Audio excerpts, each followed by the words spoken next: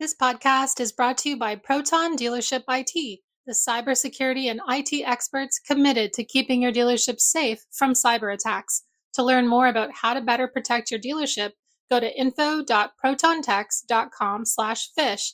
That's info.protontecs.com/phish. Want to dive deeper into the topics you hear about on Daily Drive? We're offering listeners a special offer, 20% off a 1-year Automotive News digital subscription. That gets you access to all of our news, information, and analysis made for automotive industry leaders like you. Go to autonews.com/Daily Drive promo to redeem. Welcome to Daily Drive for Wednesday, October 18th, 2023. I'm Jake Neer of Automotive News in Detroit, in for Jamie Butters.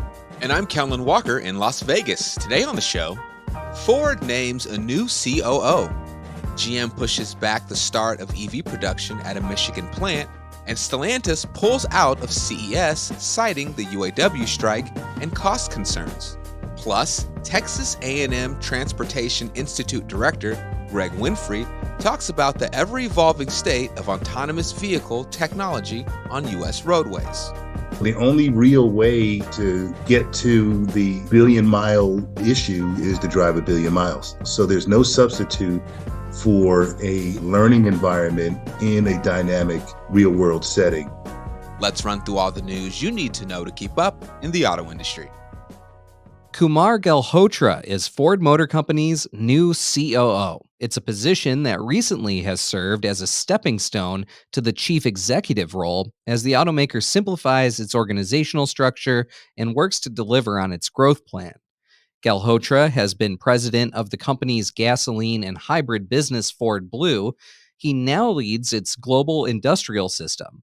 Ford says he's now responsible for global vehicle engineering and cycle planning, internal combustion and hybrid programs, supply chain management, and manufacturing of vehicles for all of Ford's business units.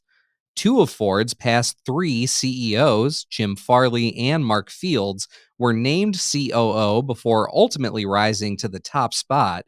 The position has been vacant since late 2020 when Farley was promoted. Andrew Frick will replace Galhotra as head of Ford Blue. He previously served as vice president of sales, distribution, and trucks for the division. General Motors says it will push back the launch of electric pickup production at a Detroit area factory until late 2025. It cited electric vehicle demand and the need for engineering upgrades.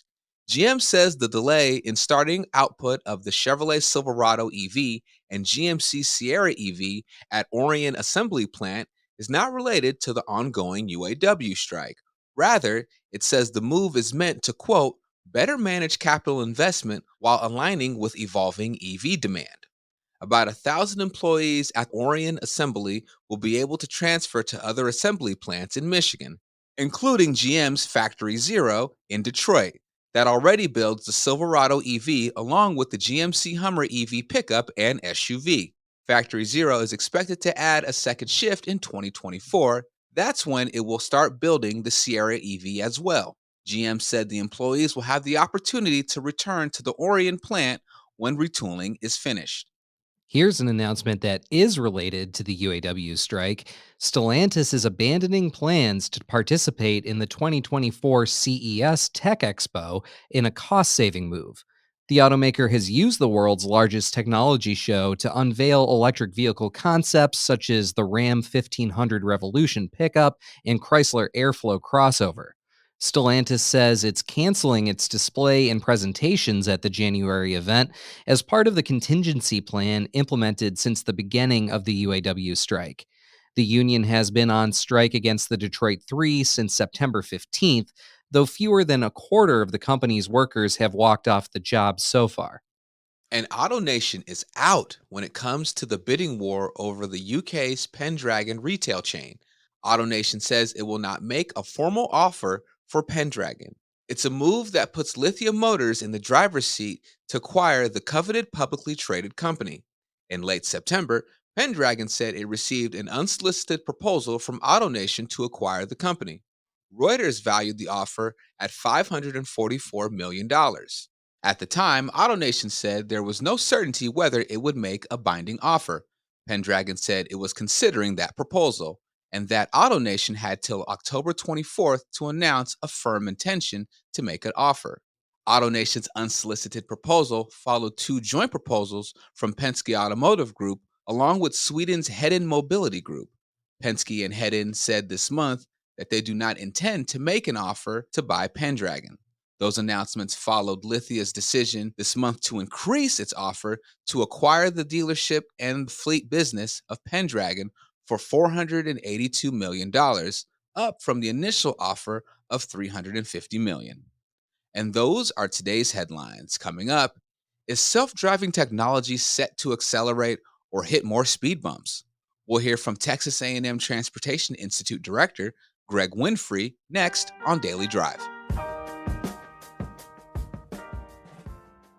The auto industry's shift to carbon neutrality is here and it's accelerating. But is it enough?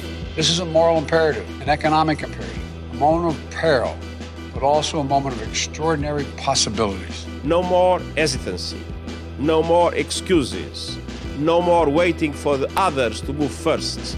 There is simply no more time for that. Driving to Zero is a new podcast series from Automotive News that looks at the auto industry's roadmap to carbon neutrality. We take a big picture look at the environmental, political, and social trends pushing the move toward a greener future. And we pull back the curtain on how these decisions are being made at the highest levels. I said, the headline that you need is GM believes in an all-electric future. And I think Dan Ammon and Mary Barra pretty much said the same thing, which is like, but we don't. Spoiler alert, they came around to that idea. Find out how and much more. I'm Jake Neer. Join me and Automotive News Executive Editor Jamie Butters on Driving to Zero, available now wherever you get your podcasts. Email phishing happens every day. Cybercriminals are out to trick your employees and coworkers into handing over valuable information that can compromise your dealership through impersonations, fake giveaways, and urgent emergency requests. All it takes is one click to shut down everything. Phishing is the leading cybersecurity concern for dealerships. Without the proper training and protection, your business is left vulnerable to ever-evolving attacks. One day you click an email, and the next thing you know, you get a call from your IT guy. Your email has been compromised. Shut down immediately. Stories of attacks and their consequences come flooding in every day, and all it takes is one click to shut down your dealership. You have enough to worry about as it is. Don't add getting hacked to the list. Let Proton Dealership IT help ensure you are fully protected, and learn how at info.protontex.com/fish. That's info.protontex.com/PHISH. Welcome back to Daily Drive. I'm Jake Neer with Kellen Walker. Autonomous vehicles have come a long way, light years it seems, in just the past couple of years. But the technology is still controversial and has seen some serious setbacks due to crashes and other incidents on the road. Greg Winfree is the director of Texas A&M's Transportation Institute. He joined Automotive News Tech and Innovation team leader Pete Bigelow on Shift, a podcast about mobility. Here's a piece of their conversation. We were probably just talking about San Francisco in terms of autonomous vehicles 4 years ago. And clearly, San Francisco is still at the forefront today and kind of in the headlines every day. But it's not the only place. Austin, Texas, which is just down the road from you by maybe an hour or two, clearly a hotspot for robotaxi testing and commercial deployments. And beyond, Texas has become the place for self-driving truck testing and planned commercial deployments in the very near future. How did it come to pass, Greg, that Texas is loaded with autonomous vehicle technology? That's a great question. So our legislature meets on an every other year basis. So when they gather, we call it a biennium. So a couple of biennia ago, the Senate, through legislation, literally said for the world to hear, particularly the innovation world, Look, Texas's borders are open for the testing and validation of self-driving vehicles. There is no need to register with the Department of Motor Vehicles, no need to register with the Department of Public Safety. That's our state troopers. No need to register with TxDOT. Bring it to this state, test it on our roadways. As long as the vehicle that you're testing meets up on all fours with the on-road requirements of other vehicles of its class, then it is deemed suitable for testing on Texas roadways. So that by far was the most liberal interpretation of what could be done within a state's borders. If you recall at the time, and still, California had been a bit more hesitant about that. So a lot of the Silicon Valley think, and the original OEM Detroit think, said, well, hey, we need to be in Texas if we're going to make the significant leaps in developing this technology to bring to benefit the public. So yeah, so that's how it got to this state. I mean, the legislature, the governor's office made a very forward-looking, forward-leaning determination about where Texas would position itself vis-a-vis automated vehicle testing. Something else that's perhaps changed over the years is that AVs have also gotten real. Like, we're not just talking about testing. We're seeing real businesses, real commercial deployments, and perhaps real problems with some of the real world scenarios that are taking place. What's your read and vantage point on how autonomous vehicle technology has evolved? You were kind of talking earlier about now we're seeing this much more rapid innovation cycle. How are you seeing it on the AV front play out? Well, it's still under development.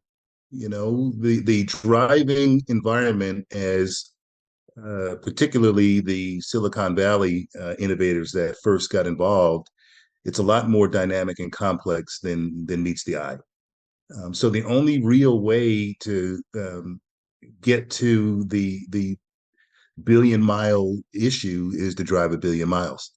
And the only way you find the 1 in a billion, or 1 in 2 billion, is to drive 2 billion miles. So there's no substitute for a learning environment in a dynamic real-world setting.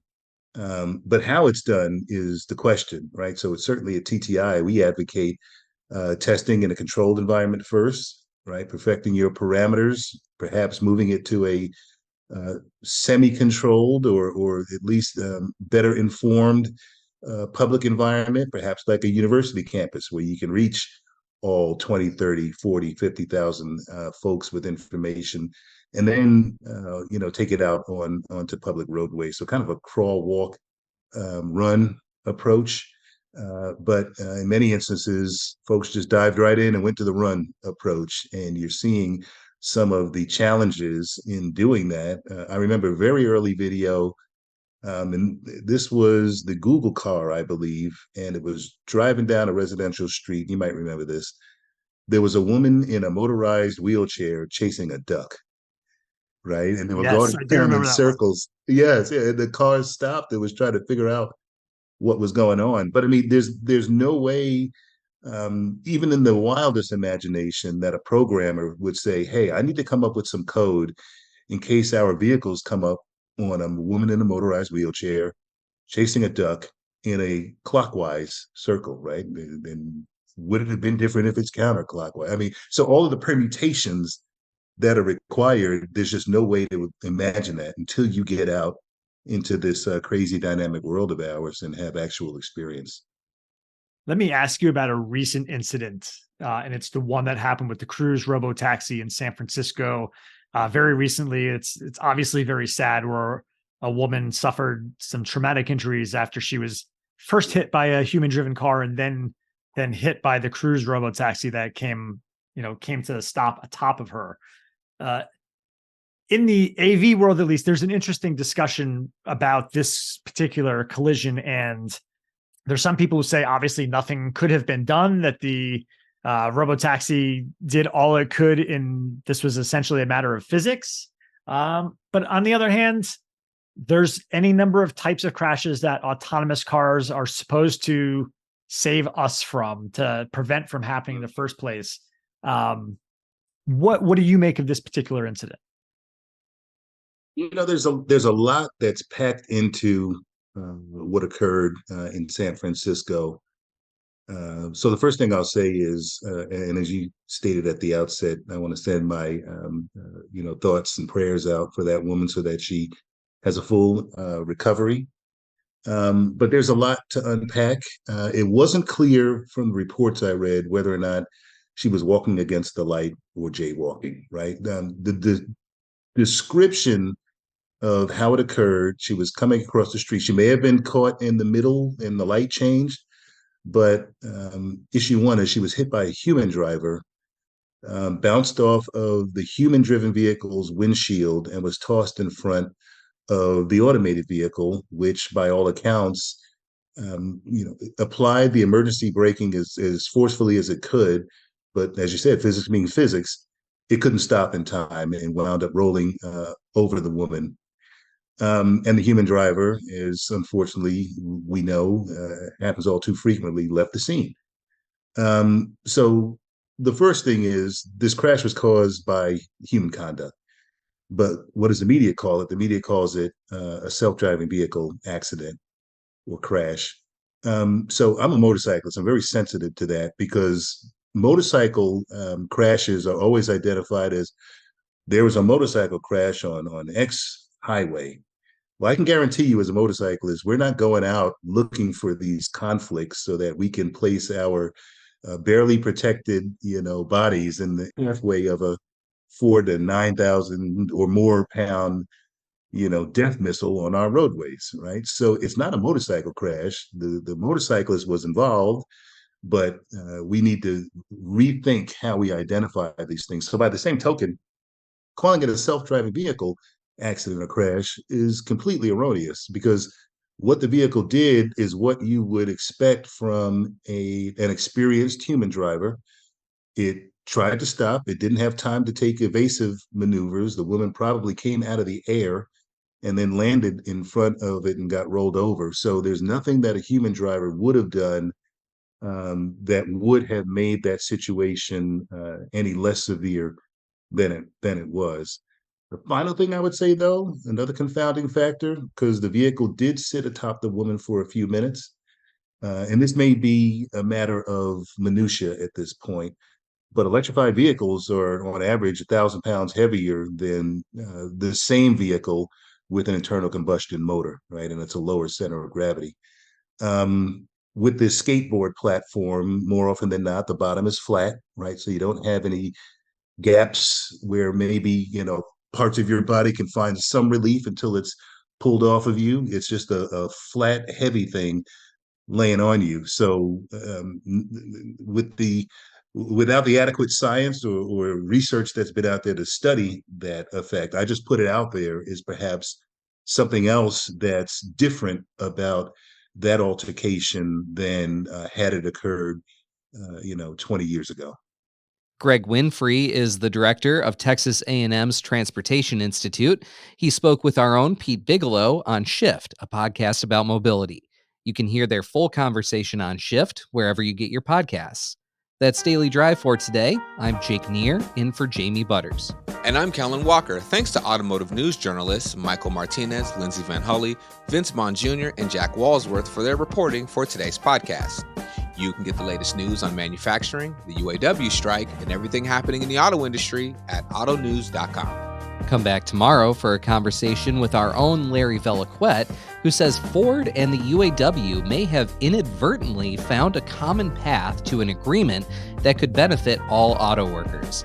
If you enjoyed the podcast, remember to leave a review, and subscribe so you never miss an episode.